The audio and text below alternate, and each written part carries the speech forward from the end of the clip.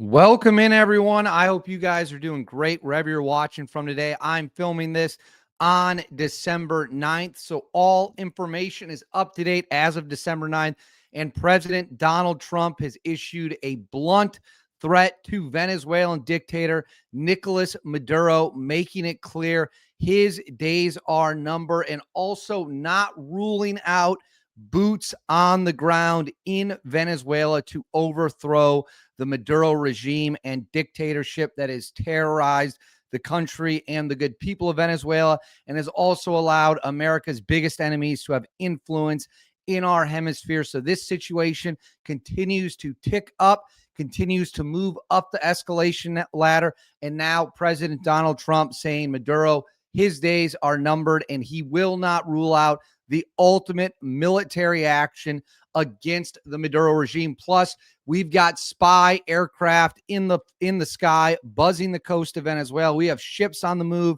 refueling tankers that are coming in. We have a lot of things at play here. Before we get started, please make sure to like and subscribe. Huge boost to the channel, totally free. Please comment with your thoughts below. You guys have been amazing in the comments. What do you think about Trump's comments? Let me know in the comments below. Hit that bell, all notifications turned on. You won't miss a thing. And then right here, Instagram, David_Hookstead, X, D Hookstead. That's where you can find me on social media. My DMs are wide open. Please reach out with whatever you got. And the link to join our membership only perks and exclusive access is linked in the video description as well as the pinned comment. Now, let's get into it. So to be quite honest with you all, we've had a little bit of a lull, if you would, in the situation with Venezuela. We've built up this massive military strike package, Navy ships, an aircraft carrier, spy planes, bombers have been doing simulated runs. We've got the F-35 in Puerto Rico. We have a bunch of F-35s in Puerto Rico. We've got the F-18s that are on the Gerald R. Ford aircraft carrier. We have thousands of troops in the region. But everyone's been asking, when are we actually going to reach out and strike the Maduro regime? We've been doing the boat strikes. And I think that actually has become a bit of a problem because we had massive controversy over the quote unquote double tap on the first strike on September 2nd. The media took that, they ran with it. Politicians took that, they ran with it. Turned out the initial story might not have been totally true when they tried to allege the strike was a possible war crime. Doesn't really appear that was the case anymore. Yet again, the media has little to no idea what they are talking about when it comes to the military and war, but that shouldn't surprise anyone. So after that controversy, we did blow up one more boat, but it seemed like the rhetoric around Venezuela had kind of been turned down just a little bit. Why is that? Maybe they were worried about backlash. Maybe they were fearful of their own politicians not going for it. I really don't know, but I think I might discuss this more at length on my Tuesday Night Live. But what we know for sure is the rhetoric was definitely turned down briefly, but we continue to surge more military assets into the region. So President Trump just gave an interview with Politico where he discusses this and what his view of the Maduro regime is. And he is making it clear it is his stance, his view that Maduro's days are numbered, and he is not going to rule out possibly putting boots directly on the ground. Now, why is that interesting? Because I have long said you could do this with just airstrikes, cruise missiles, bombers. The Venezuelan military is very fragile. People are not loyal to Maduro. They're not going to die for Maduro. Boots on the ground, it would be a massive step up the ladder. But let's watch what President Trump had to say. Europe, I want to talk about another area where you're making your mark, which is in Venezuela. You've said that Nicolás Maduro's days are numbered and that the U.S. could soon strike Venezuelan territory. Could we see American troops on the ground in Venezuela? I don't comment on that. I wouldn't say that one way or the other. I can say this, that.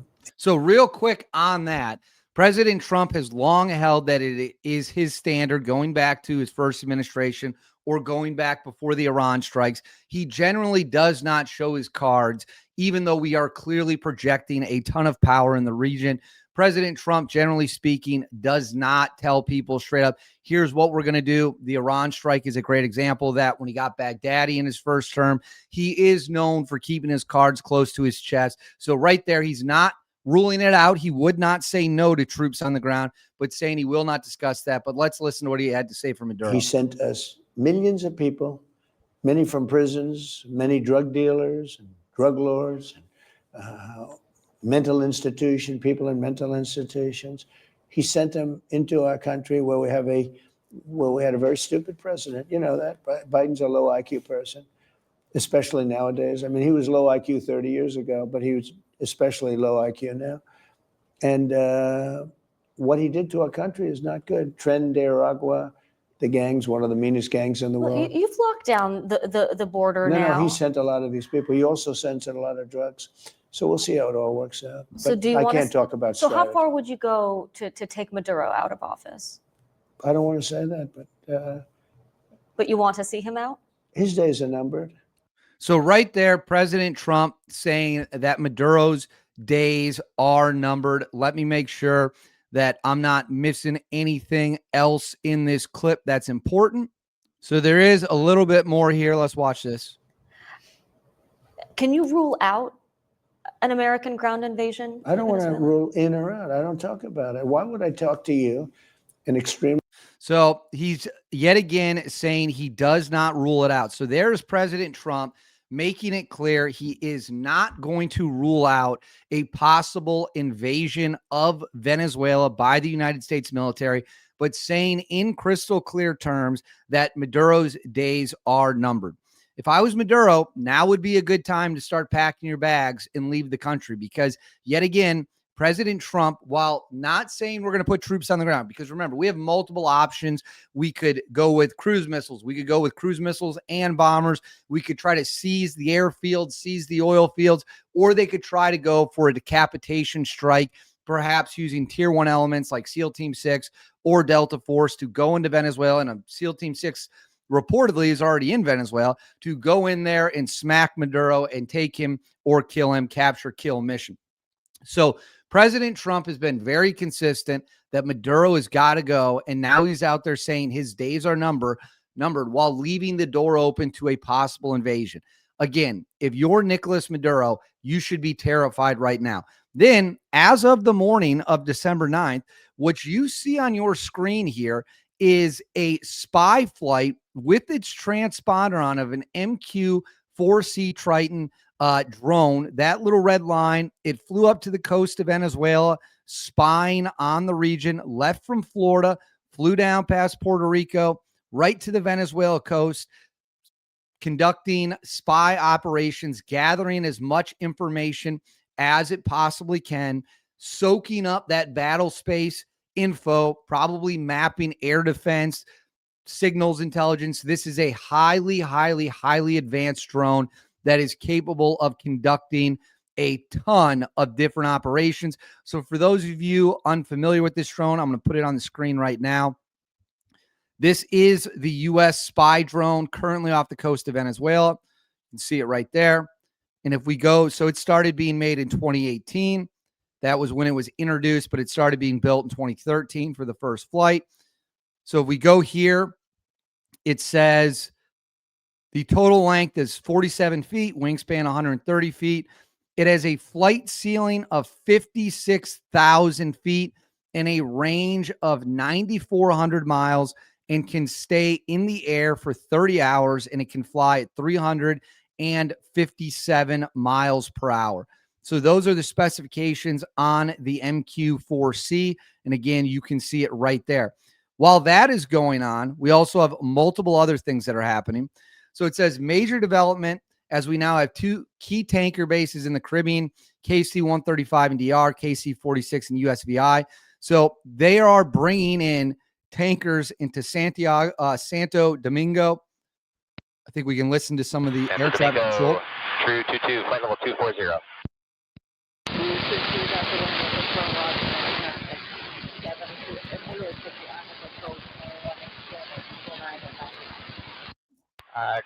Copy 2999 and Drew 22 request the VOR DME runway 18. And Santo Domingo, Drew 22. We are unable to RNAV for runway 18. Can we please fly the VOR DME for runway 18?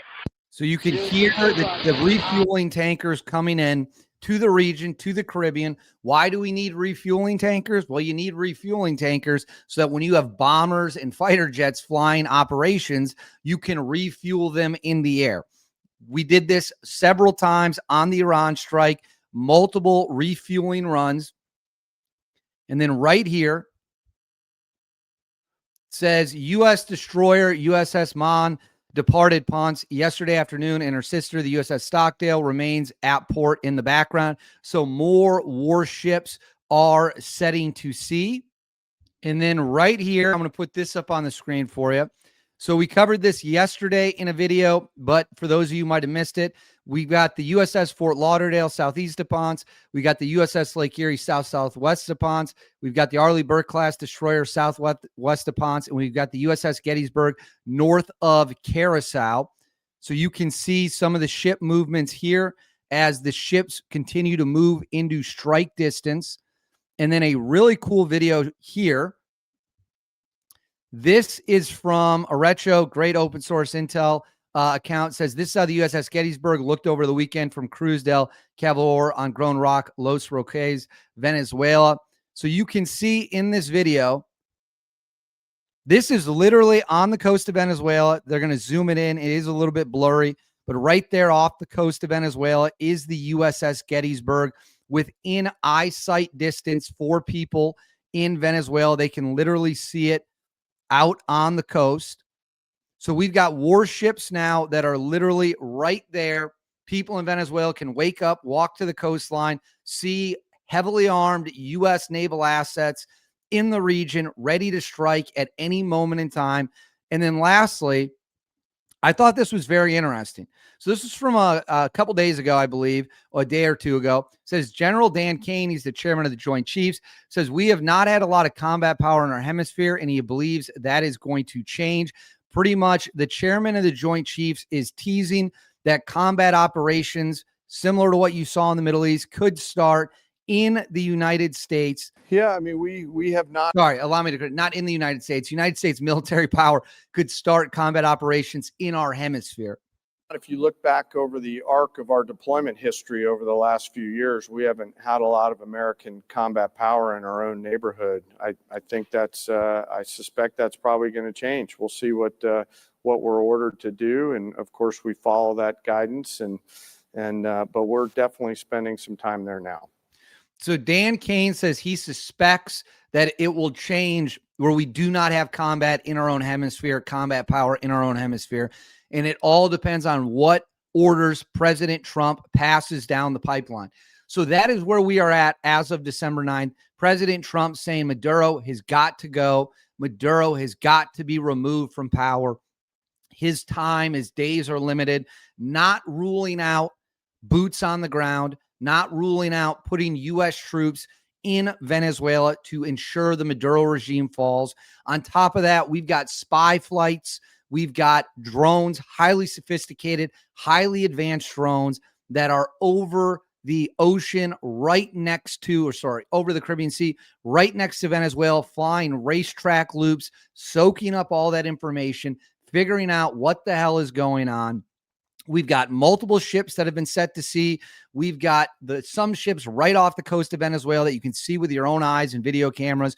And then we have the chairman of the Joint Chiefs saying he suspects massive combat operations could be ordered to unfold in our hemisphere, and that would be much like what we saw in the Middle East and what we have not seen in a very, very, very long time in our own neighborhood. So there are a ton of pieces coming together. I will probably be discussing this at length on my Tuesday night live as we break down the situation, as we continue to get into it, continue to look at all the moving parts. But it's fluid. Things are changing. You never know how a situation like this is going to unfold. So I will continue to keep you all updated, but I want to know what you guys think. Let me know in the comments below. What do you think of this situation? How do you think it ends? What do you think the next steps that President Trump takes are? Let me know in the comments below. Please make sure to like and subscribe. Totally free. Cost you guys absolutely nothing at all. Huge boost to the channel. Hit that bell. All notifications turned on. You won't miss a thing. And then right here, Instagram, David_Hookstead, X, Hookstead. That's where you can find me on social media. My DMs are wide open. Reach out for whatever you have, any tips, or if you just want to say hello. I love talking with you guys. And the link for our members-only exclusive tiers is in the video description and the pinned comment. Thanks for watching. I will make sure to keep you all updated. See you next time.